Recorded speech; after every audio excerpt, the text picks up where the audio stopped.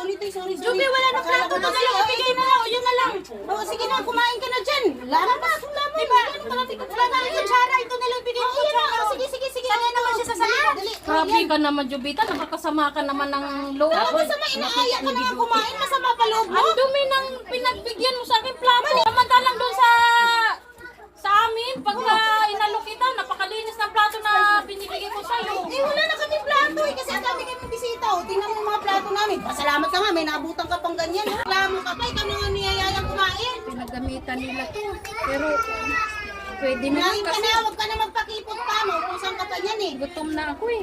Kinakain na. Ano ba naman yan? Magpakipot ka pa.